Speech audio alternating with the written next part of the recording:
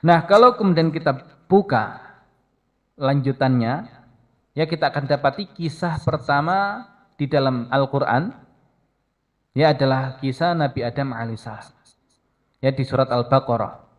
Dan surat Al-Baqarah tema besarnya adalah ya kepemimpinan di muka bumi. Makanya kenapa Allah Subhanahu wa taala munculkan kisah Nabi Adam alaihissalam, karena beliau adalah khalifah yang pertama di muka bumi. Ya di ayat yang ke-30 Allah Subhanahu wa taala berfirman, "Wa idz qala rabbuka lil malaikati inni ja'ilun fil ardi khalifah." Dan ingatlah ketika Rabbmu berkata kepada para malaikat, sesungguhnya aku menjadikan di muka bumi khalifah. Ya seorang khalifah. Ya bukan khalifah fil ard, tapi fil ardi khalifah. Ya penekanan bahwasanya yang perlu kita urus ini ya bumi ini, bukan planet-planet yang lain. Bumi saja belum terurus. Ya kenapa ngurus planet yang lain? Dan Allah jadikan kita ini sebagai khalifah di muka bumi, bukan khalifah di planet yang lain. Makanya umat Islam itu tahu yang harus kemudian dikejar dan dipelajari di saat musuh Islam itu mengurus sesuatu yang sebetulnya tidak perlu diurus. Ya kenapa mereka tidak punya petunjuk dan kita punya petunjuk. Nah, di kisah Nabi Adam alaihissalam, ketika tadi Allah mengatakan kepada para malaikat akan menjadikan di muka bumi seorang khalifah. Apa kata malaikat? Qalu ataj'alu fiha may yufsidu fiha wa yasfikud dima.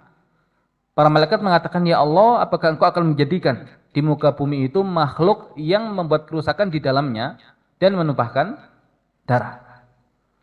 Ya, kemudian malaikat mengatakan, wa nahnu nusabbihu bihamdika wa nuqaddisu lak. Padahal kami bertasbih dengan memujimu dan mensucikanmu. Kemudian Allah menegaskan, qala inni a'lamu ma la ta'lamu. Ya sesungguhnya aku mengetahui apa yang tidak kalian ketahui. Wa 'allama Adam al-asma'a kullaha. Dan Allah ajarkan ilmu kepada Adam tentang nama-nama semuanya. Thumma 'aradahum 'alal malaikah. Kemudian Allah menanyakan itu kepada para malaikat. Faqala ambiuni. Ya maka Allah mengatakan ambiuni. Kabarkan kepadaku, sampaikan kepadaku bi asma'i haula. Ya dengan nama mereka-mereka ini, in kuntum shadiqin, jika kalian adalah orang-orang yang benar dengan klaim kalian kalau kalian itu layak untuk menjadi khalifah di muka bumi, bukan Adam. Ya, apa kata malaikat? Qalu subhanaka la ilma lana illa ma 'allamtana. Malaikat mengatakan, Maha suci Engkau. Ya Allah, kami itu tidak punya ilmu kecuali apa yang telah Engkau ajarkan kepada kami. Innaka antal alimul hakim. Ya, sesungguhnya Engkau adalah al-alimul hakim yang Maha mengetahui lagi Maha bijaksana. Baru Allah bertanya kepada Nabi Adam, qala ya Adamu ambihum bi asma'ihim. Wahai Adam, katakan ya tentang nama-nama mereka ini.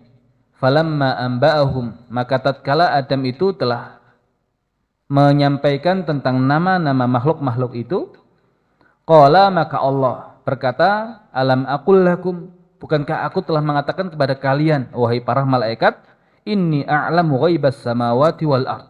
Sesungguhnya aku mengetahui yang ghaib dari yang ada di langit-langit ataupun yang ada di bumi. Wa a'lamu ma tubtuna wa ma kuntum taktumun. Dan aku juga mengetahui apa yang kalian nyatakan dan apa yang kalian sembunyikan. Nah, kalau kita hitung kata ilmu di kisah Nabi Adam ini, dimulai dari ayat yang ke-29. Wa huwa bikulli syai'in alim. Dan dia Allah terhadap segala sesuatu alim, yang Maha mengetahui. Nah, alim satu, ya kata-katanya ilmu.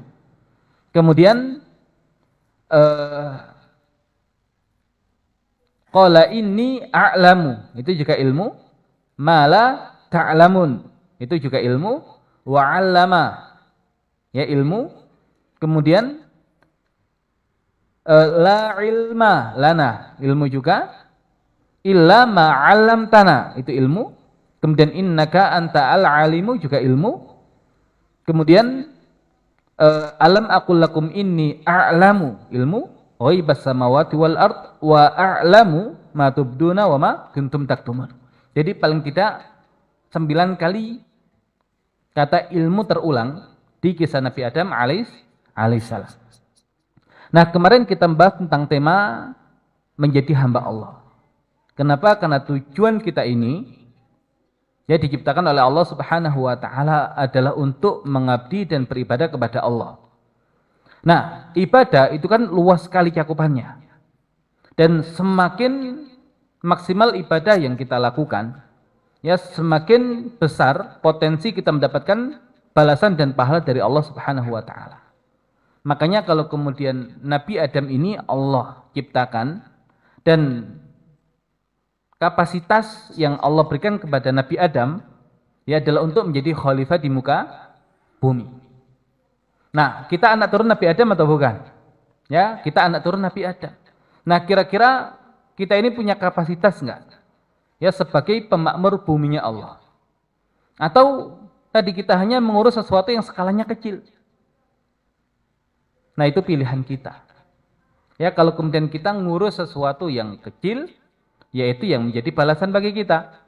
Kalau kita mengurus sesuatu yang lebih besar, nah itu yang jadi balasan bagi kita. Tapi kalau kemudian kita ngurus satu buminya Allah ini, ya maka betapa besar pahala yang akan Allah Subhanahu wa taala siapkan ya untuk kita semua.